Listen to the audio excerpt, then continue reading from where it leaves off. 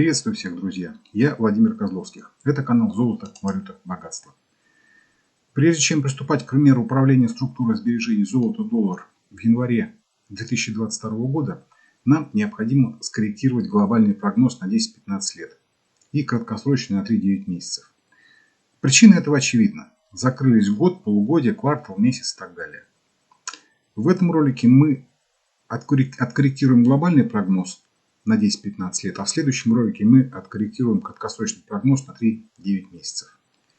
Вообще-то, с точки зрения астрофизических и культурно-исторических причин, нам в России более правильным было бы считать финансовый год с конца марта.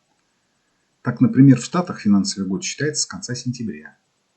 Но я буду следовать традиционной конве, чтобы не вносить путаницу в ваше летоисчисление и не подвергать рискам утомленный празднованием Нового года мозг. Но при моделировании это, тем не менее, учтено и подспудно в прогнозах присутствует. Напомню, что мы корректируем глобальный прогноз на 10-15 лет из ролика «Золото, доллар 3, часть 1. В чем хранить деньги, глобальный прогноз».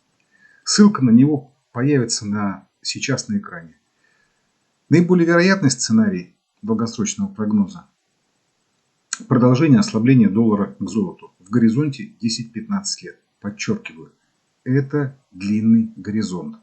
В течение него вполне возможны колебания в различных направлениях. Этот момент очень важный. Я акцентирую на нем внимание. Речь идет о горизонтах 10-15 лет. В предыдущем глобальном прогнозе мы подробно описали несколько альтернативных сценариев и их подробные ценовые и временные характеристики. А также дали критерии смены одного сценария на другой. Если вы эти моменты, скажем так, то есть не запомнили или не смотрели, я рекомендую вам повторно этот ролик посмотреть. В более краткосрочном масштабе, квартала месяца, мы находимся в начавшемся с середины 2020 года, то есть 1,5 года назад, корректировочном движении. Или, как говорят в теханализе, в боковом тренде. Краткосрочно, то есть в горизонте 9 месяцев, наиболее вероятный сценарий продолжения коррекции восходящего движения 2006-2020 годов. В ролике «Золото-доллар 1, часть 1. Краткосрочный прогноз на 9 месяцев», посвященном краткосрочному прогнозу, мы подробно смотрели возможные сценарии и критерии прекращения коррекции и увеличения вероятности возврата к долгосрочному росту, а также критерии увеличения вероятности углубления коррекции. Как мы ранее выяснили в ролике «Золото-доллар 1. В чем хранить деньги. История с 1833 года», ссылка на него на экране, долгосрочный тренд падения доллара к золоту начался в конце 60-х, вот здесь. Но можно говорить, что и вот здесь, в 30-х годах. Это у нас 5-летний график. Напомню, что одна свеча здесь 5 лет. То есть это очень большой масштаб. Значки и циферки, вот эти, вот и вот эти, это все из предыдущих роликов. Напомню, вот эти циферки с процентами, это обеспеченность доллара золотом в различные периоды. Сейчас обеспеченность доллара золотом в районе 23-24%. Вот эти циферки показывают различные сценарии, которые мы обсуждали в предыдущих роликах, ссылки на которые я уже дал. Вот здесь начало роста золота к доллару в начале 60-х годов. Оно продолжилось до 80-го года, и после 20-летней коррекции, вот она,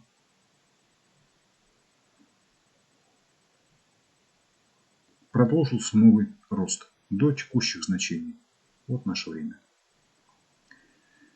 Это долгосрочное падение доллара в более качественной мере стоимости, то есть к золоту, отражает то, о чем Путин сказал на Валдайском форуме, то есть утрату капитализмом источников роста. Михаил Хазин трактует это как исчерпание бреттон-вудской моделью своих пределов развития. В ролике «Золото-доллар 1. В чем хранить деньги. История с 1833 года» мы упоминали, что причина лежит несколько глубже. А именно в исчерпании углеводородно-молекулярной энергетической техноэнергетической эпохой своего потенциала роста. И здесь я выскажусь в пользу поддержки и защиты Михаила Хазина. Его часто обвиняют в том, что не сбылось его предсказание начала 2000-х по поводу падения доллара. Но падение доллара он практически и не предсказывал. Он в основном делал упор на прогнозирование разрушения международной долларовой системы, что сейчас и происходит. Но посмотрите, с начала 2000-х, вот отсюда, доллар все же крепко хлопнулся. Но только к настоящим деньгам, то есть к золоту. Вот посмотрите, он примерно с 300 долларов в начале 2000-х упал до 1800 сейчас. Вот здесь он сейчас. То есть он упал как минимум 8 раз. При этом не было явного падения доллара к другим валютам, кроме, может быть, швейцарца и, может быть, немного иены. Но это потому, что они так же, как и доллар, или бодрее, падали к золоту. К золоту все они падали потому, что находились с ним в единой финансово-экономической модели функционирования, а также на всей экономике действовал фактор достижения границ эффективности углеводородно-молекулярной техноэнергетической эпохи. Напомню, что несмотря на то, что мы иногда говорим, золото выросло или золото упало, мы высказали гипотезу, что более качественными деньгами является золото. Постепенно в ближайших нескольких десятках роликов, параллельно с воссозданием картины мира в золоте и сопоставлением ее с валютной, мы в этом убедимся. В соответствии с этим предположением о роли золота мы подразумеваем, что не золото колеблется, а доллар к золоту ослабевает, но иногда приостанавливается или даже усиливается. Проявляется это в том, что падает реальная производительность мировой экономики, и в особенности американской и западной.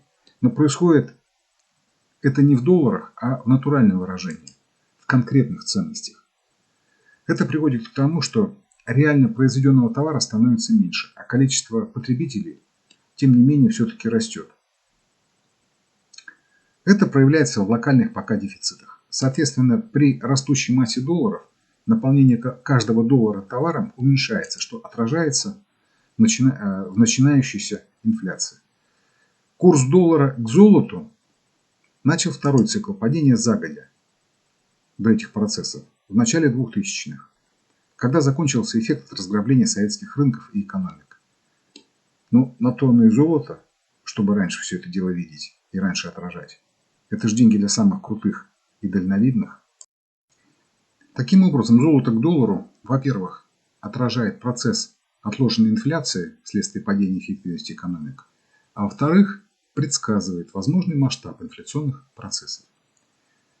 Причинно-следственная связь именно такая, как я сказал. Сначала снижение производительности, потом падение эффективности, следом уменьшение объемов производства, а потом уже инфляция и снижение потребления как ее следствие. А золото только отражает эти процессы. То, что золото предсказывает это раньше, не значит, что оно является причиной этих проблем. Оно просто качественная линейка и хорошие весы. Вам же не приходит в голову винить, например, метр или весы в том, что появилось лишних 10-15 килограммов и пузо? Нет. Причина всегда не в линейках, а в том, что и как мы делаем. Причина всегда только в этом. Можно пойти по другому пути. Например, уменьшить гирьки на весах. Или растянуть метр. Ничего не напоминает из того, о чем мы говорим. Но разве это добавит легкости движения и блеска в глазах? Мантра инклюзивного капитализма необходимости снижения потребления и избавления от собственности – это то, что кредиторы в ближайшее время и так сделают. Принудительно. А заклинания убеждения эти для того, чтобы народ за вилы не взялся, когда его будут лишать собственности и средств к нормальному существованию. Путей увеличения эффективности любой экономики или предприятия, если очень упрощенно, 3. Увеличение реальной, а не фиатной производительности труда. Этому мешает достижение пределов эффективности углеводородно-молекулярной энергетической эпохой и Бреттон-Вудская модель, как проявление этой исчерпанности. Для предприятия это смена технологий необходима для увеличения эффективности. Второй путь увеличения эффективности экономики или предприятия – увеличение продаж за счет захвата новых рынков. Последний захваченный рынок – советский. И там начался обратный процесс, пока только в некоторых отраслях типа энергетики, металлы, ядерные технологии, вооружение, продовольствие, на очереди переработка сырья и обрабатывающая промышленность, гражданская авиация, космические технологии, автомобили, новые поколения связи, микроэлектроника и так далее. Если смотреть на другие рынки, то в контексте возможности захвата Европа, Китай, Индия и Япония, как крупные рынки, не выглядят для Штатов легкой добычей. Ну, с Европой и Японией возможно некоторые нюансы и варианты, типа поедания союзников за неимением лучшего. Ну, это тоже не очень простой вариант. Поскольку с первыми двумя путями, как мы видели, проблемы и непонятки, то магистральный путь третий. Снижение стоимости труда, то есть снижение нашего с вами потребления, что и обещает инклюзивный капитализм, и что реализуется с помощью инфляции. И как мы видели в предыдущих роликах, там, где мы показывали связь золота, инфляции и потребления, золото отражает именно этот процесс снижения стоимости труда.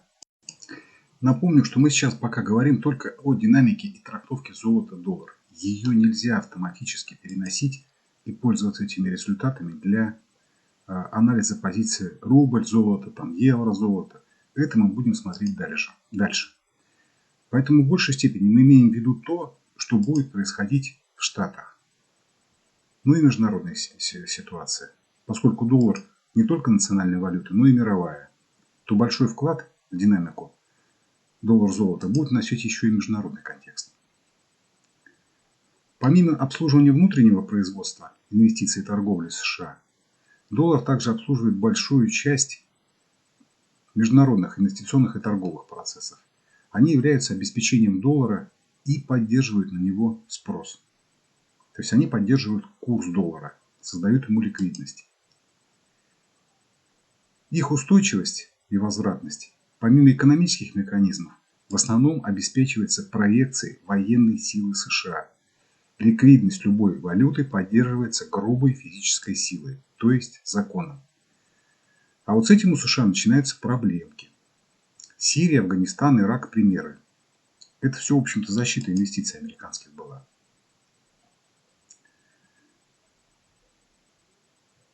И стратегически в долгосрочном тренде падения доллара к золоту эта составляющая присутствует отдельно от того, как развивается внутренняя ситуация в Соединенных Штатах. То есть механизма два поддержки доллара. Внутренняя ситуация в Штатах и международные процессы.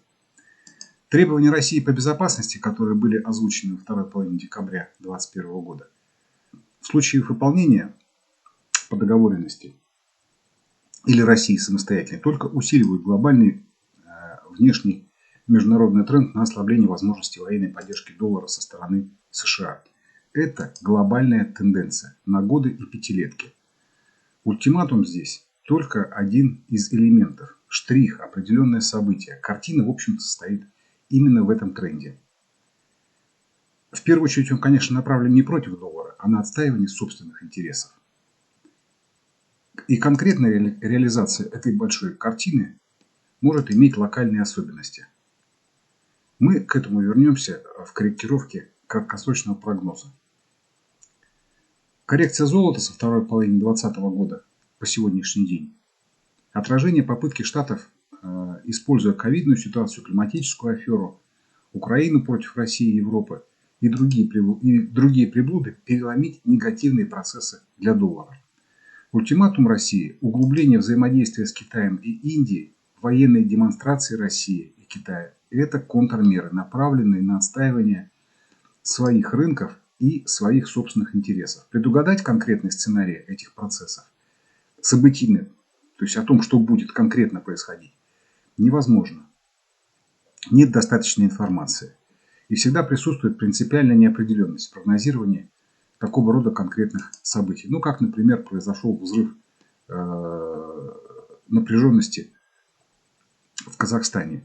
Естественно, инсайдеры и спецслужбы имели информацию об этом.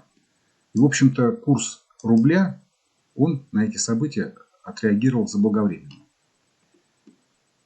Золото и поведение рынка в золоте в данном случае можно только трактовать происходящими политическими и макроэкономическими событиями. Ни в коем случае не предсказывать, потому что у нас с вами всегда недостаточно информации. Поэтому развитие того или иного сценария в золоте не является причиной чего-либо, а только лишь предсказывает наиболее вероятные направления развития военно-политических и макроэкономических сценариев. При этом необходимо смотреть для каждой валюты собственную динамику к золоту, если говорить о конкретных национальных экономиках и о конкретных регионах. Для рубля мы это сделаем через несколько роликов. А сейчас переходим к корректировке глобального прогноза динамики золота. Мы перешли в годовой масштаб, то есть одна свеча, 1 год. Абсолютно весь прогноз, описание сценариев, границы и критерии разделения сценариев. Абсолютно все сохраняется из глобального сценария, рассмотренного нами в ролике «Золото доллар 3. Часть 1. В чем хранить деньги. Глобальный прогноз на 10-15 лет». Я этот прогноз здесь повторять не буду, но буду постоянно ссылаться на некоторые его моменты. Поэтому для того, чтобы более адекватно воспринимать корректировку прогноза, рекомендую тем, кто не видел или плохо помнит, глянуть его. Ссылка на него была в ролике, будет в конце ролика еще раз. А подписчикам доступны абсолютно все ролики. Практически весь глобальный прогноз и реализация превалирующего сценария остаются в силе. Но появился новый дополнительный критерий увеличения вероятности продолжения глобального тренда падения доллара и перехода его в зону 2300-2650. Вот сюда.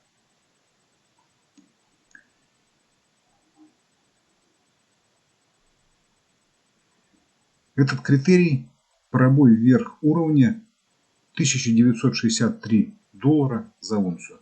То есть пробой вот этого максимума. Вот он. Пробой вот этого уровня. Подчеркиваю, критерий продолжения роста – это пробой этого уровня вверх. Вероятность продолжения глобального роста, как минимум на несколько кварталов или лет, увеличится только тогда и если, когда этот пробой произойдет. А не прямо сейчас, потому что это хайпово, просто и сладко. То есть у нас появился критерий продолжения глобальной тенденции, который лежит ниже предыдущего критерия продолжения глобальной тенденции.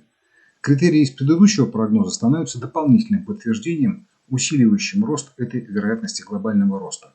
Этот критерий – пробой вверх уровня 2090 долларов за унцию, то есть максимум 2020 года. Этот критерий из предыдущего прогноза остался в силе. То, как это влияет на объемы операций, то есть двойственность этих критериев, мы будем обсуждать через один ролик в примере управления структурой сбережений на январь 2022 года. В случае пробоя вверх уровня 1963 доллара за унцию и тем более уровня 2090 долларов за унцию, рост золота, или как мы подразумеваем падение доллара к золоту, наиболее вероятно продлится примерно до второй половины 2023, начала 2024 года. То есть в случае, если этот пробой произойдет, то рост будет до конца 23-го, начала 24-го. То есть примерно 1,5-2 года, если пробой произойдет в ближайшее время. Если этот пробой произойдет, то далее золото встретит очень сильное сопротивление на нижней границе первой зоны консолидации, вот здесь. То есть зона консолидации 2300-2650. Первое очень мощное сопротивление будет вот здесь, на уровне 2300. Полное обсуждение возможных зон роста золота и их свойств был в предыдущем прогнозе, они находятся выше. Сила сопротивления уровня 2300 будет определяться сценарием пробоя уровней 1963 доллара за унцию и 2090 долларов за унцию и динамикой движения золота к вот этой зоне. Подчеркиваю, если произойдет этот пробой. Но в любом случае консолидация золота вокруг уровня 2300, по крайней мере в течение нескольких недель, пока очень высока. Как я уже говорил в предыдущем глобальном прогнозе, фундаментальным долгосрочным драйвером падения доллара к золоту является его низкая обеспеченность международными резервами, и в первую очередь золотом. Обеспеченность доллара США международными без учета золота резервами не превышает в последние десятилетия 3-5%. Обеспеченность доллара золотом в пределах 23-24%. Вот эта циферка, она как раз обозначает обеспеченность доллара непосредственно золотом. Эти цифры обозначают обеспеченность доллара золотом в те периоды, рядом с которыми находится. То есть вот здесь 12, здесь 45%, вот здесь 40%, ну и так далее. То есть в текущее время общая обеспеченность доллара совокупными международными резервами не превышает 26-28%. То есть 23 плюс 2-3-5%.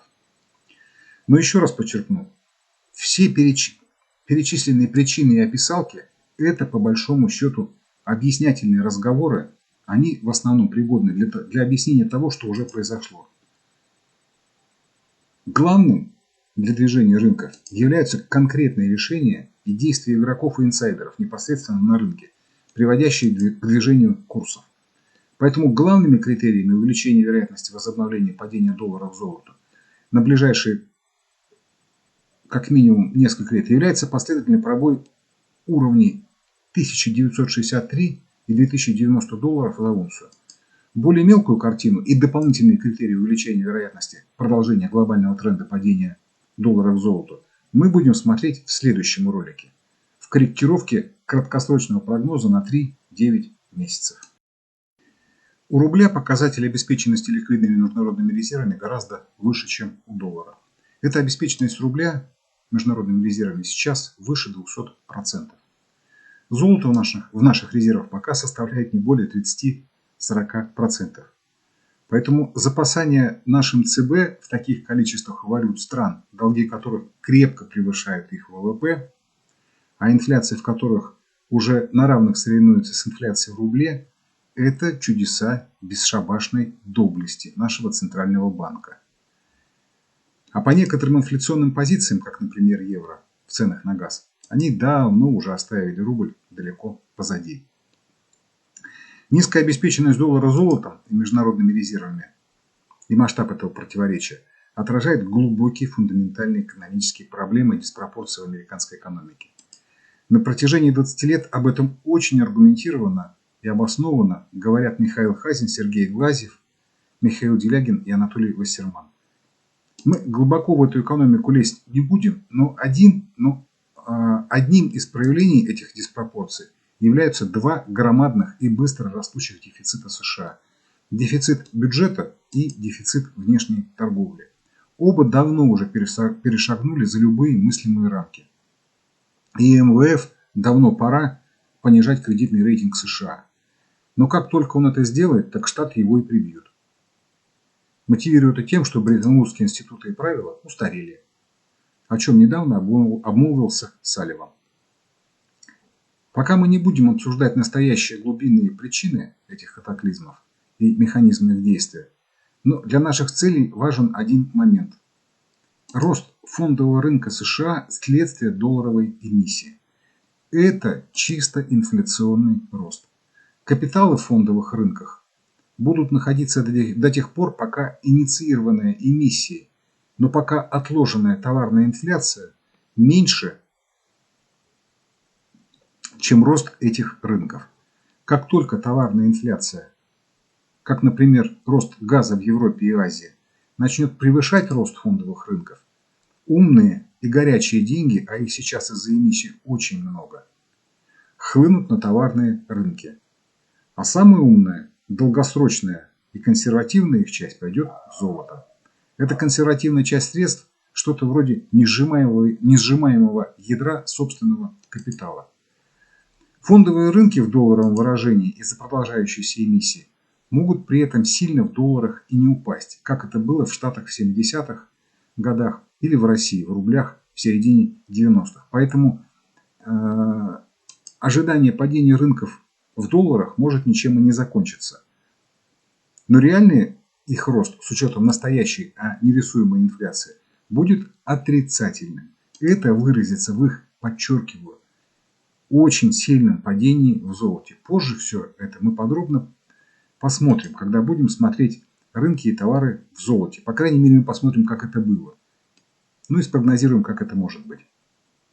И тогда будет еще понятнее, почему золото более качественные деньги и с точки зрения сохранения покупательной способности, и с точки зрения анализа рынков. Сейчас же отметим, что американские фондовые рынки примерно 5-6 месяцев как перестали расти в золоте. Подчеркиваю, в золоте. И вошли в коридор. Сейчас постепенно растет вероятность пока только сильной коррекции, но еще не обвала.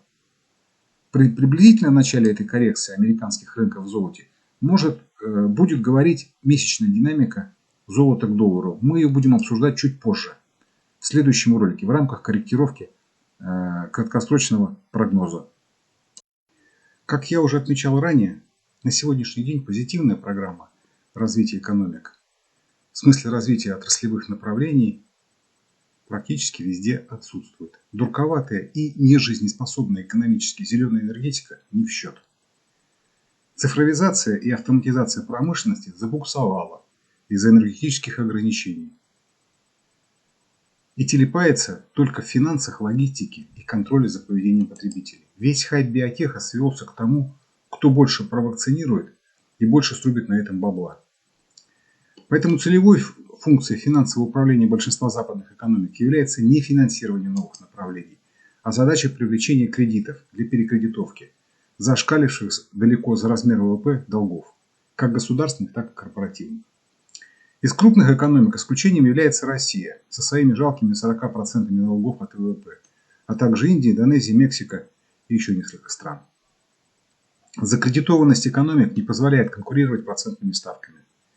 Поднятие их хотя бы до уровня нескольких процентов в условиях отсутствия перспектив расширения рынков мгновенно вызовет обвал и волну банкротств. Поэтому сейчас все методы конкурентной борьбы будут носить внеэкономический характер. В этом смысле экономически ситуация очень напоминает начало 30-х годов, когда Монтегю Норман, председатель Банка Англии, закрыл от США рынки Великобритании.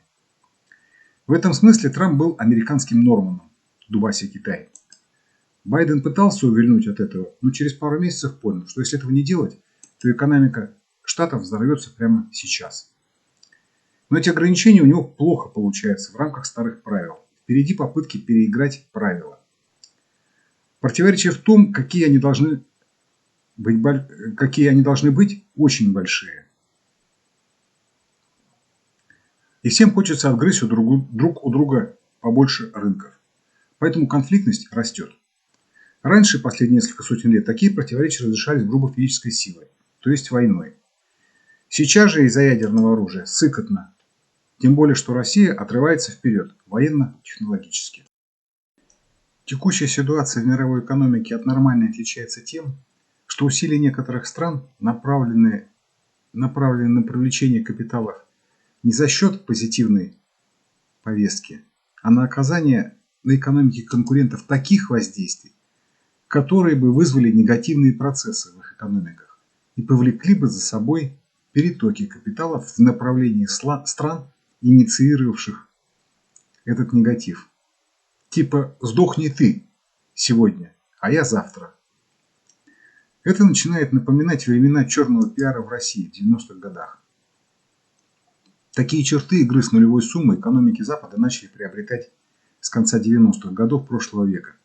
Тогда экономика истощила реальный платежеспособный спрос, а эффект от разграбления советского блока закончился. И потребление начало поддерживаться только за счет роста долгов по кредитам. Вопрос по ситуации у основных валют к золоту сейчас выглядит не в том, какая валюта в среднесрочном горизонте 3-5 лет будет расти к золоту, а в том, какая валюта на этом горизонте к золоту будет падать быстрее. Пока наиболее слабо по сравнению с долларом ситуация выглядит у японской иены, далее за ней следует евро и потом британский фунт. Более подробно эту ситуацию мы будем смотреть позже. Краткая среднесрочная динамика золота к доллару будет предсказывать как направление развития общеэкономической ситуации в США и, соответственно, прогноз результата ноябрьских выборов в США, так и характер возможного обострения военно-политической обстановки. Как, например, сейчас происходит обострение этой обстановки в Казахстане. Это мы обсудим в следующем ролике в корректировке краткосрочного прогноза на 3-9 месяцев. Но уже сейчас, исходя из динамики рубля к доллару, можно сказать, что рост доллара к рублю с конца октября 2021 года как раз и был или закладкой, или реакцией инсайдеров на те события, которые сейчас происходят в Казахстане. Они, в свою очередь, направлены на то, чтобы сорвать предстоящие в Ялте переговоры России с США и с НАТО. Наиболее заинтересованной в этом срыве стороной является Мелкобритания.